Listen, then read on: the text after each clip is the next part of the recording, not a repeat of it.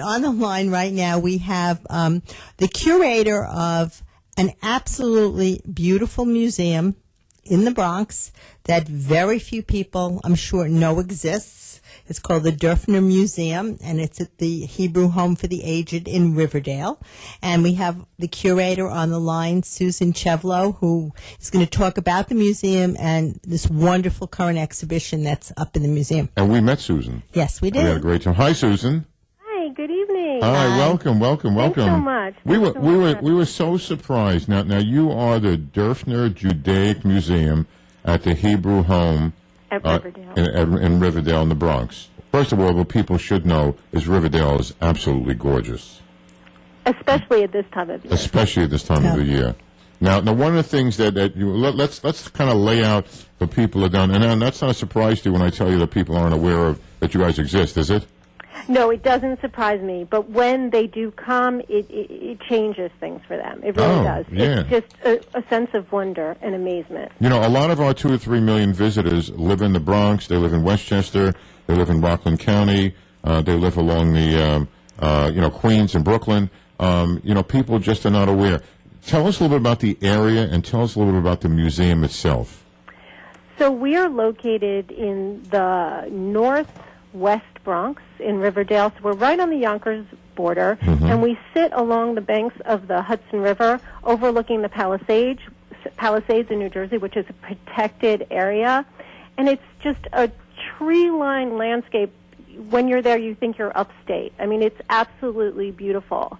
And the museum is set within one of the pavilions, the Jacob Reingold Pavilion at the Hebrew Home. But art is interspersed throughout the pavilions and throughout our landscape. Right. Now, a lot of people might be thrown off by here, because this is the Hebrew Home for the Aged, right? And they might be surprised a little bit about the fact that they would see this wonderful museum and a sculpture, let's call it a sculpture garden or a sculpture view, here at a retirement community. So what made, and then this is, I guess, 1983, is that when they first... Well, the museum was founded in 1982, but the art collection had been started before that, in the 1960s, by Jacob Reingold, who ran the home from 1958 until the 1990s, and he passed away about 14 years ago. So the idea was to create a beautiful space, to engage people through art, and to recognize that love of art and learning from art is not age-based. It goes on. We can appreciate art at all ages, all abilities, and that's a really important message, and something that people see and experience when they come to the home. I know. I'll tell you, when Susan and I first went there, I think it was last year about this time, we came there with a group of people. We had been there kind of doing a little pre-research to do that. I walked out there saying, wow, what an amazing place, and, not too many people know about it. One is it's not that easy to get there by public transportation. That's one of the things that makes it difficult. But people, in our area are drivers, and they can go there anytime. What would they see if they went? Well, there's a couple of things. First of all, I think what's gorgeous is to see the view of the Hudson River from where you are. And then there's a sculpture garden. How many different sculptures are there? We have about 3 dozen outdoor sculptures, but just in terms of getting to us, I always use the example, I've traveled in Israel, and when I wanted to get to a museum that's hard to get to, I got there. And I saw what I wanted to see. And I've had visitors come to the museum literally from India. They read about us. They get to New York, they read about this jewel-like museum, this incredible gem in the Bronx, and they get on public transportation. You can take Metro North, you can take the express bus, you can take the subway and then the bus. So you can get there. Of course, driving anywhere is easiest, but you can get there, and it's really rewarding for people. Like you said, there's this wow factor because it's so unexpected. Right, that's the amazing thing about this. Now, so you have the sculpture garden, which is gorgeous, on beautiful grounds overlooking the Hudson River. Then I have a museum. Tell us about the museum itself. What's in there? What kind of exhibits do you have? Sure. And what's this upcoming show we should know about? So on view right now, we have an exhibition of biblical reliefs by a Tribeca artist named Linda Caspi. So there's a dozen bronze reliefs that tell the story, the different biblical stories from a new perspective. She adds a lot to the stories in interpreting them through her very personal art. And that's on view now, and we also have a concurrent exhibition of her cityscapes, which are very different, very colorful, very expressive of the energy and vivacity of the city, especially at different times of year, under different weather conditions. So those are two of our temporary exhibitions. So throughout the year, we do changing exhibitions, and we bring in new work that is borrowed, or sometimes that is culled from our own collection, things that may be spread out, things that aren't seen that much. Okay. So, now, one of the things, you mentioned the word relief, and a lot of people that are listening may not know relief. But to me, a relief is almost like single-dimensional or dual-dimensional, not, all around. Right, exactly. Not a sculpture in the round that you can walk around, but that comes up from the surface, that comes into our three-dimensional space. See, that appeals to me because a painting is a painting, and we know there's great paintings around there. But a relief actually gives me a little bit more perspective of size and dimension and scope and things like that. That's what I really like about relief. Yeah, for this artist, really what the relief about is also giving the objects, say if you think of a painting and if you've thought of the things that are most important in the painting coming forward toward you into your space. So, for example, that's what she does with her work. So one of her reliefs is about the story of Adam and Eve. So in that, for example, the snake comes more forward, is more three-dimensional than other elements in the story that may be for her. I know, that's important. That's one of the reasons I like that. Now, you have one of the things that I really got a kick out of, and this is where you're very diverse, is you have a diorama there, and called Pickles and Egg Cream. Now, I know a Bronx kid, boy, that's that hits home very hard. That's nostalgic, right? What's Pickles and Ice Cream? So Pickles and Egg Cream, right. So Pickles and Egg Cream is an installation of multiple dioramas. They look like miniature doll houses by an artist named Ruby Strauss, and she used to live in New Jersey. She's actually retired down to Florida. So what she did is she created these miniatures that are memories and reflections of her life growing up in a kind of typical immigrant Jewish family in New York. So one of them, her grandfather was actually a rabbi on the Lower East Side, so one of the dioramas shows the interior of very simple, shtibel or Beit Midrash kind of synagogue on the Lower East Side, and even it extends out into the world beyond the Lower East Side. She has another diorama of one of the Art Deco hotels. Right, very entertaining. Beach. Very entertaining. Very much. I would look at like the Ashcan School of Art. A lot of those artists. Exactly. Yeah, pretty much like that. Our guest tonight is Susan Chevlowe, and she is the curator of the Derfner Judaica Museum at the Hebrew Home in Riverdale in the Bronx. Tell us, Susan, how we can find out more about this. Give us a website. Yeah, so you can go to HebrewHome.org/art on the web and find out lots of information about current and ongoing exhibitions. I also want to say we always have free admission. We're open from 10:30 to 4:30 Sunday through Thursday, and we welcome group visitors, individual visitors. All you have to do is present your photo ID at the main gate. Right. Okay. Susan, tell us a little bit. You have some wonderful permanent parts of your exhibitions. Yes. What's some of the permanent part of the museum that's there that visitors can see no matter when they go? So I wanted to mention a little bit about the museum itself. The main Judaica collection, the Jewish ritual objects, were given to us in the early 1980s by Ralph and Luba Baum, who lived in Riverdale. And Ralph was an immigrant from Germany, and like many New Yorkers of his generation, of that specific immigrant generation, became collectors of Judaica, of Jewish ritual objects. It was their way of trying to salvage the remnants of European Jewish culture after the Holocaust. He wanted to keep his collection together, and he gave it to the home. So what you'll see there are really some absolutely fabulous objects. Ralph Baum was an early collector in the U.S. of objects from the Bezalel School of Arts and Crafts in Jerusalem.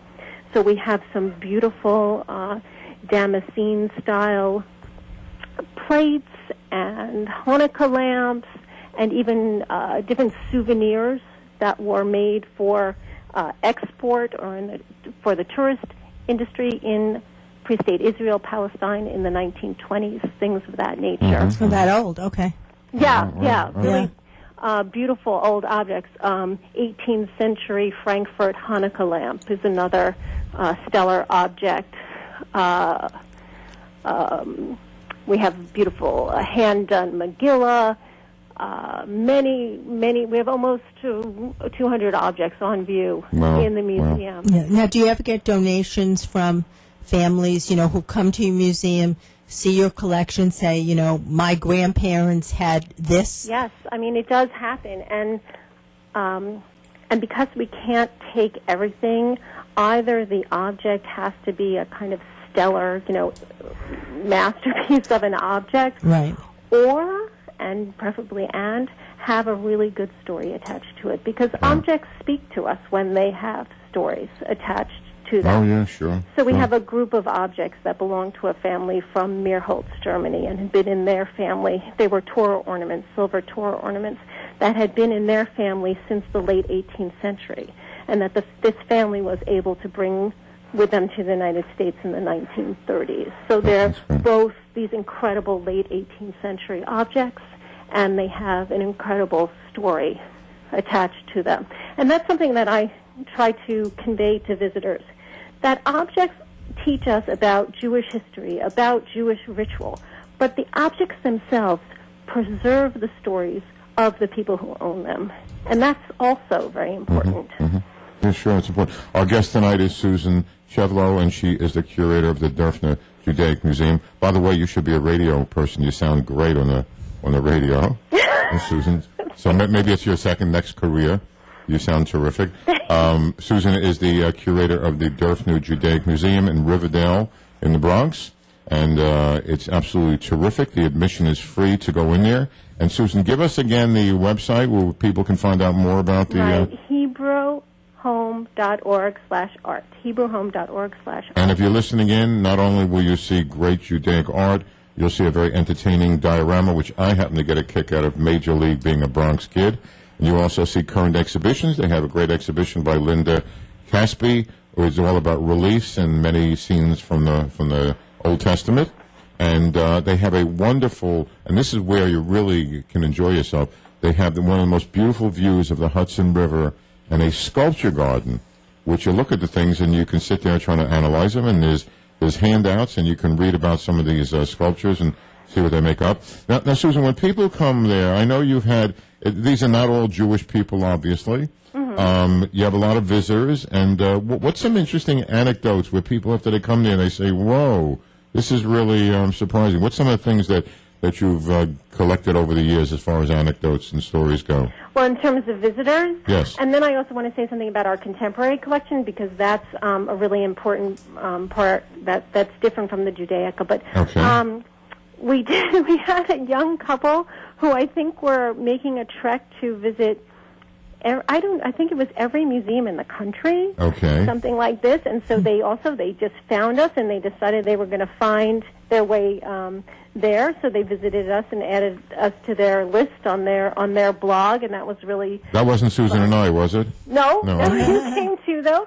And I had a man, kind of middle-aged, maybe about my age, show up one day with his knapsack on, and he hadn't bothered to call for directions or anything. He just decided he was also new to New York. He was visiting his daughter, who lives here, and he was from the Midwest, but he just decided, I'm going to go track down this museum. It sounds interesting. And so he came and found us. And we really have, we have people from all over the world, different cultures, different backgrounds, who come and visit. And we have a wide-ranging contemporary art collection. We have a series of photolithographs by William Wegman, who many people are familiar with, the artist who poses his Weimaraner. Weimaraner, photographs. We have Andy Warhol silkscreen prints. We have a wonderful portrait by the School of Anthony Van Dyck, which is a very different genre. Alex Katz, Ben Shawn, Louise Nevelson. So a lot of artists who are household names. And then younger, important New York artists. We have a wonderful sculpture by Marcia Pels, who's a New York sculptor. We have Herbert Ferber, who's a more classic abstract expressionist artist. Menashe Kadishman, who's an Israeli artist, and another sculpture on our lawn. So the list goes on, that's on great. and on and now, on. how long would I, if I went to visit, how long, if I want to see all the exhibitions and travel? I know that's an open-ended question where you can spend as much time as you want. Well, how long would it take me to go through the museum and the contemporary and the traditional and the... if it's a beautiful day, you might want to come and spend a couple of hours. If you don't have a lot of time, you can see it in under an hour. I should make a pitch for our wonderful cafe, which also overlooks the river. So if you come early, you can stay for lunch and continue on looking around. Do people come there just to relax and look at the Hudson River? Yes, absolutely. You can come and just do that too. Wow, that's great. How about your members of your of the retirement community? How they must absolutely be thrilled. But I'm sorry, I hear advertisements all the time. They're doing a lot now. It's really important. It's really enriching, and you know what? It makes it so satisfying to work there, because I see what the art means to people. For example, just in September 22nd, we had a reception for the Linda Caspi exhibition that was opening. So Linda came and spoke in the museum, and we gathered a group of residents who lived there, were invited. Linda's friends from outside and other people who had gotten announcements or heard that we were having the opening came. And so there was a real blend of the different generations there. And it meant something to the people who lived there also to be able to engage with this artist, to share their insights about her work with her. Right. And to have a back and forth. And so it's a really, as a curator and an art historian, it's so satisfying and enriching for me professionally to be part of this environment where this is going on. That's great. But what's nice now, if you go there, you also have some other things that you can do in the neighborhood. You have a beautiful garden area. And that museum is there as well. That's Wave Hill down the street. Hill down the street. Now Wave Hill is almost within walking distance. If you're up for a walk, a brisk walk. You could do it. And Wave Hill is beautiful. That used to be the home of once Theodore Roosevelt was once there at one point, and you had a lot of famous celebrities there, and it's great gardens and it's very nice. But they have contemporary art exhibitions as well. Right, so it adds a nice dimension of going down there, spending the day in Riverdale, and being able to spend time in Riverdale. Absolutely. And some of the homes in Riverdale are gorgeous. When I tell people we go there and they said that we're in the Bronx, they go, "What? The Bronx? The Bronx?" Right. It's really terrific. Susan, I want to thank you for coming on. Our guest tonight is Susan Chevlowe, and she is the curator of this absolutely, if you're listening to, a diverse place, which is absolutely terrific, one of the great treasures in New York City. And a lot of people don't know about it, but now if you guys are listening, you do, and you should definitely go there. The admission is free, and it's a beautiful section of the Bronx, and you'll see the Hudson River, and it's just absolutely gorgeous there, and the sculpture garden is magnificent. And don't miss my favorite, Pickles and Egg Cream, a great diorama. Susan, I want to thank you for coming on. You should have your own radio show. And you're always welcome to come on here and anytime. We think you guys are terrific. Oh, thank you. And it's nice that you offer the public, a great look at this. We have to call one of our favorite people in New York City. By the way, just to let you know, we have competition going on, and we have competition for the most charming priest or rabbi in New York City. And one of our favorites is Father Nick from the Greek Orthodox Church in New Rochelle. And he loves Judaic information.